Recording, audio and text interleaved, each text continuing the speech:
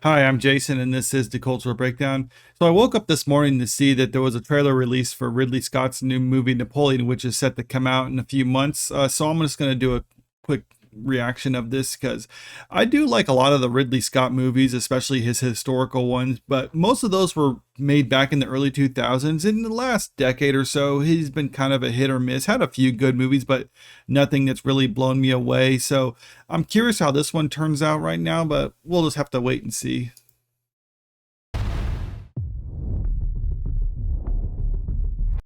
Hmm. One thing I did hear about this, I'm just stopping right now, is that this is supposed to be a theatrical run and then it's going to be released on Apple streaming. I hope they don't do that so soon after the theatrical run, because that would probably hurt its box office numbers if people are like, well, I could see it now, or I could wait a few months and watch it in theater or watch it at home. I've talked about that before in other videos on the subject. So I'm wondering what they're going to do, if it's going to be a directly released to streaming afterwards, or if there's going to be a gap in there. Okay, so this is the French Revolution, it looks like right now. It looks good, yeah. It must be, let's go back. Yeah, that must be Marie Antoinette at her execution.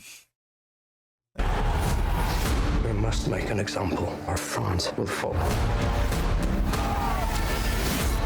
What would you do? What is that, like the National Racer or something like that?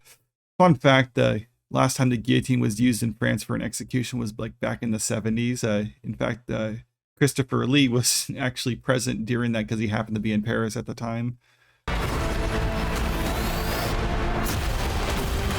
Yes, Napoleon used cannons to put down riots in France. Imagine using artillery now for rioters. I promise you brilliant successes.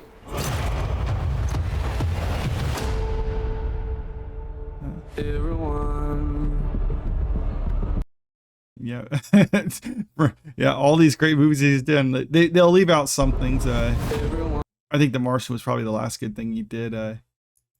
Alien, Blade Runner, yeah. They don't say Alien, Covenant, or what on there. Blade Runner, Gladiator. I love Gladiator, Black Hawk Down, one of my favorite movies.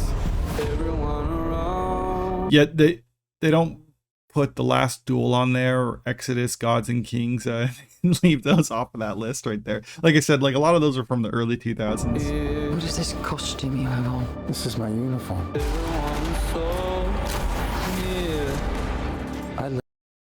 Oh yeah, just kind of have to just keep stopping because of the music and everything. Let the French victory at Toulon. What is your name? Napoleon. As the course of my life just changed. Napoleon. Yeah, he was in Egypt. I mean, he was all over the place. I think my history on Napoleon's a little rusty. I think he was kind of almost not exiled to Egypt, but I mean, he was kind of sent there just to keep him out of the way because he was getting too popular in France. So like other people in charge wanted to kind of keep him out of the picture, and he's like, I'm just going to start conquering stuff because that's what I do. And he became even more popular as a result. I'm destined for great. I'm just curious though with this movie, because there's a long life of Napoleon. Like, are they going to really delve into him and like what he actually did, or are they just going to kind of like gloss over his life? Because so far I'm seeing a big span of things, so I'm not sure what they're going to do with this. Yes. But those in power will only see me as a sword. I suggest you take the throne as a king. Not king, emperor, but yes, that probably would have been brought up as king first, because it's like France had their revolution to overthrow the monarchy, because they're like, yeah, the monarchy is bad, give power to the people. And then Napoleon comes up, they're like, hey, and they're like, oh, we like him, let's make him an emperor. Totally not a king, he's an emperor, so it's different.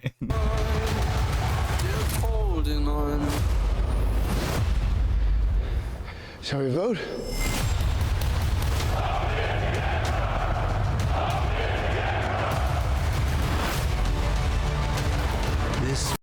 Yeah, like I said, I'm not sure what battle this is, because he's been in a lot of battles, so it's hard to say what this is actually going to cover. Has held the world hostage. That looks like it's Waterloo with the Yeah, the formations these were actually used to help stop Napoleon's cavalry at the Battle of Waterloo. So yeah, it's basically because with the square formation, the horses wouldn't actually charge into them, so they'll just do this like kind of circle around it. I mean, it looks like these people are the ones in danger. It's like, well, no, it's these ones because they're just firing on them, and horses are used for swords and stuff like that at the time. So they're just going to be, the horses aren't going to charge at the formation. The horses will just circle around it, and then everyone else in the inside can just start firing. World hostage.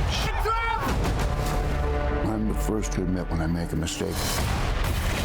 Yeah, that's debatable because he made a lot of mistakes. I simply never do.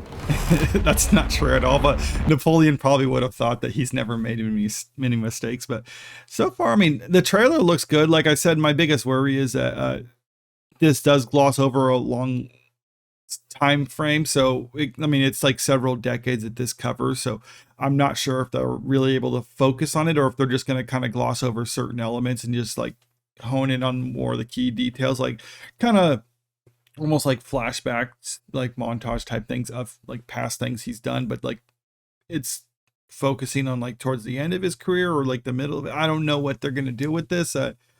But judging by it, I mean, it definitely looks good. There's obviously lots of battles in it, so that's always cool to see on a big screen. Is the story going to work?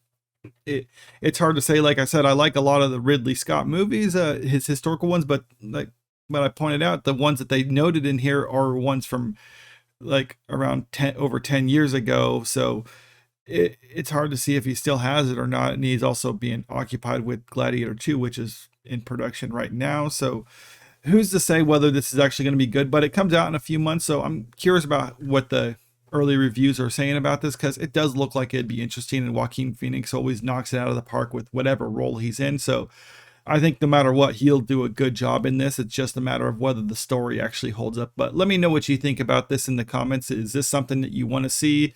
And if you like this video, make sure you click the like button, share the video out there, and subscribe to the channel if you want to stay up to date with the latest news. Thank you.